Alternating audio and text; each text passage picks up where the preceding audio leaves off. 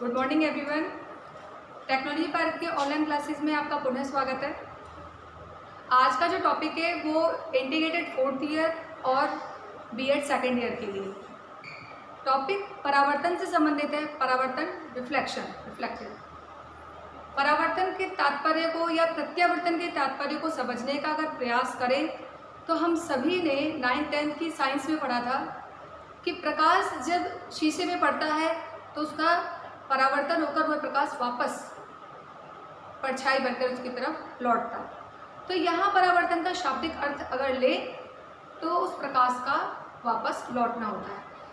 शिक्षक के गुण या योग्यता से इस परावर्तन को अगर हम परिभाषित करने का प्रयास करें तो शिक्षक जब अभ्यास करता है तो अभ्यास में वह अपने कार्य को देखता है, उस अभ्यास में वह जानने का प्रयास करता है कि मेरी क्या ताकत है, मेरी क्या कमजोरी है। अगर जो ताकत है तो उसे और बेहतर बनाने का कार्य करता है और अगर कमजोरी है तो उसे दूर करने का प्रयास करता है।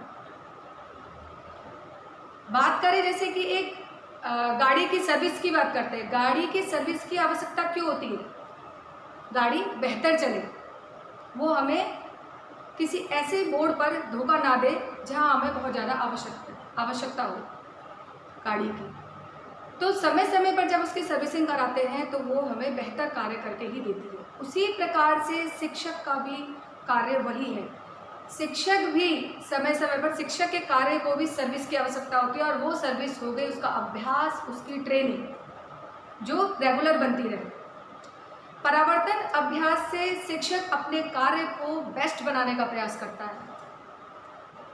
जो शिक्षक ये सोचता है कि मुझे अभ्यास की आवश्यकता ही नहीं है, जो शिक्षक ये सोचता है कि परावर्तन चिंतन की उसे आवश्यकता ही नहीं है, तो वो कभी भी कुछ नया नहीं सीख सकता।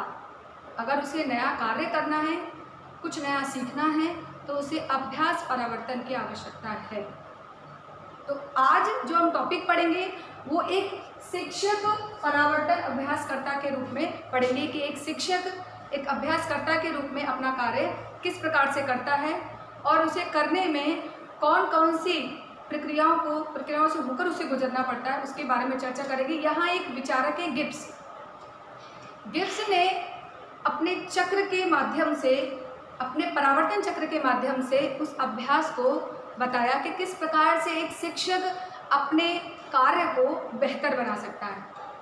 उन्होंने इस चक्र में साइकिल में ये स्पष्ट किया। तो सबसे पहला कार्य क्या होगा? डिस्क्रिप्शन, वर्णन करना, अपने कार्य को वर्णन करना, उसे देखना कि उसने उस कार्य को किस प्रकार से किया, करने से पहले क्या वो सोच रहा था, करने के बाद क्या सोच रहा था, उसके कार्य को करने के समय दूसरे व्यक्ति उसके बारे में क्या सोच रहे थे, उन सारी चीज़ों का लेखा जोखा वर्णन के रूप में वह शिक्षक करता है और उन सभी को वो प्रश्नों के माध्यम से स्वयं से पूछता है।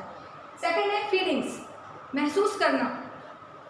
जब शिक्षक किसी भी कार्य को कर रहा है या शिक्षक जब अपने पढ़ने के कार्य से छात्रों को प्रभावित कर रहा है या अन्य लोगों को प्रभावित कर रहा है तो उस वक्त वो क्या महसूस कर रहा था, उस वक्त उसके अभ्यास से, उसके कार्य से दूसरे व्यक्ति क्या महसूस कर रहे थे, उसके बारे में जानना।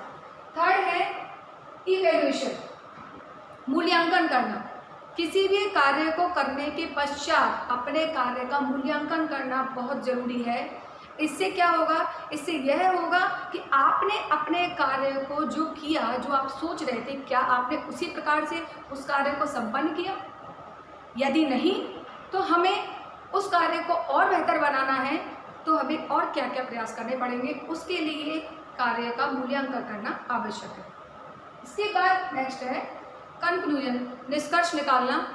हमने पहले किया मूल्यों को अंकित, मतलब अब हम लोगों ने जो भी कार्य किया या शिक्षक ने जो भी कार्य किया तो वो कार्य क्या उसी प्रकार से संपन्न हुआ, वो हमने मूल्यों के द्वारा अंकित किया। निष्कर्ष पे क्या पहुँचे कि कार्य जैसा चाह रहे थे वैसा ही हुआ, यदि नहीं तो क्यों नहीं, उसके बारे में। तो हम निष्कर्ष पर स्टार्टिंग से एंड की संपूर्ण प्रक्रिया को निष्कर्ष में निकालते हैं। और लास्ट है एक्शन, क्रिया। अगर हमसे किसी प्रकार की कोई गलती हुई और किसी समस्या का अगर हमें सामना करना पड़ा, तो भविष्य में यदि हमें दोबारा उन्हीं परिस्थितियों का सामना करना पड़ेगा तो उसके लिए हम पूरी योजना के साथ उस परिस्थिति का सामना करने के लिए तैयार रहेंगे, तब जाके हम उसे क्रिया करेंगे। तो ये संपूर्ण चक्र है। गिब्स ने इस चक्र के माध्यम से एक शिक्षक के अभ्यास कार्य को बताया कि वह परावर्तन अभ्यास से किस प्रकार से अपने शिक्षक कार्य को बेहतर बना सकता है। तो यहाँ वही प्रश्न है जिसे हमने इस चक्र के माध्यम से पढ़ा।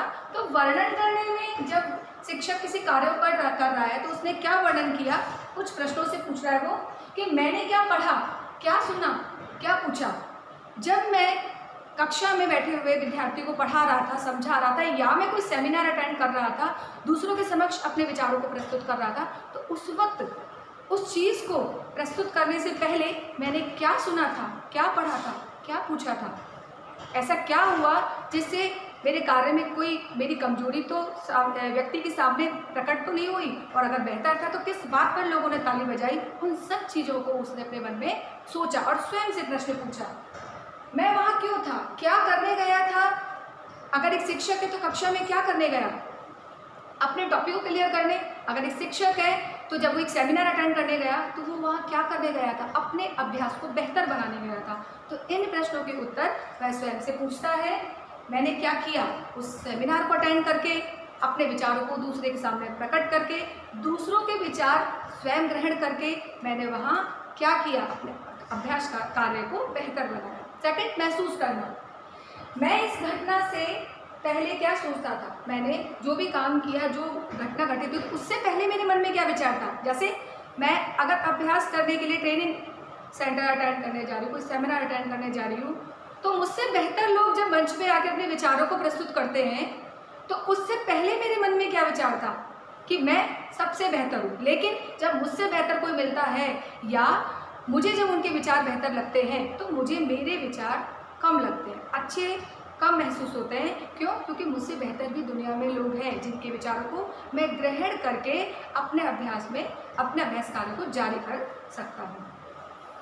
इस घटना के दौरान क्या सोच रहा था, जब शिक्षक अपने विचारों को प्रस्तुत करता है, जब शिक्षक दूसरे के विचारों को सुनता है, तो उस वक्त उसके मन में भी विभिन्न प्रकार के विचार आते रहते हैं। तो उन विचारों को जब सुनना, महसूस करना, उनके उत्तर स्वयं प्रयास, उस उत्तर को जानने का स्वयं प्रयास करने से शिक्षक बेहतर अभ्यासकर्ता बन जाता है।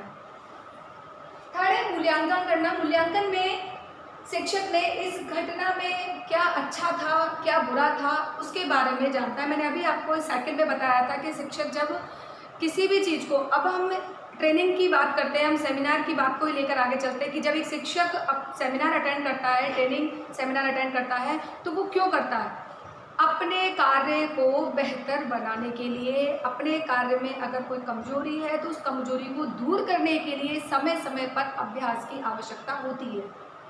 तो उस वक्त उसके लिए वो सेमिनार अटेंड करना क्या अच्छा था, अगर अच्छा था तो क्या अच्छा था उस चीज़ को वो अटेंड कर अब अपने लिए एक्सेप्ट करे, और क्या बुरा था कि अगर मैं वो सेमिनार अटेंड नहीं करता तो शायद आज मुझे जो अच्छी बातें जानने को मिली, जो सुनने को मिली, तो वो मैं ग्रहण नहीं कर पाता, वो समय मुझसे निकल जाता। निष्कर्ष पे क्या पहुंचता है कि यह घटना बहुत अच्छी कैसे हो सकती थी, दोबारा इस परिस्थिति का सामना मैं कैसे करूँगा।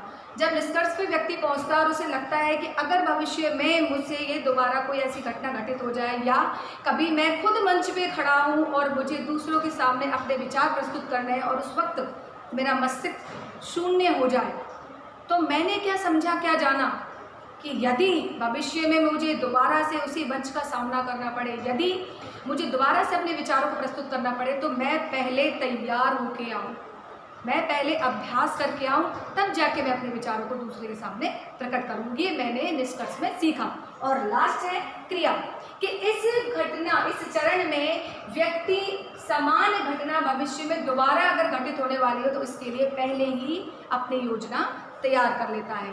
तो बेटा कुल मिलाकर बात अपनी ये है कि अगर एक शिक्षक बनना है, एक अच्छा से, क्योंकि हम लोग सिर्फ शिक्षण की बातें कर रहे हैं, अध्ययन अध्यापन की बातें कर रहे हैं, क्योंकि ये भी एक ट्रेनिंग प्रशिक्षण सेंटर है। तो मैंने स्टार्टिंग में आपको बताया कि जब गाड़ी की सर्विसिंग लगातार चलती रहती है तो गाड़ी आपको अच्छा कार्य करके देती है। उसी प्रकार से शिक्षक भी दिन प्रतिदिन जब अपना अभ्यास करते रहते हैं, ये नहीं कि मैं बेहतर हूँ, मैं संतुष्ट हूँ, अपने कार्य से संतुष्ट हूँ, मुझे अब कोई सीखने की आवश्यकता नहीं है। नहीं, अधिगम लर्निंग लाइफ टाइम चलने वाली प्रोसेसिंग है और वो निरंतर चलती रहती है।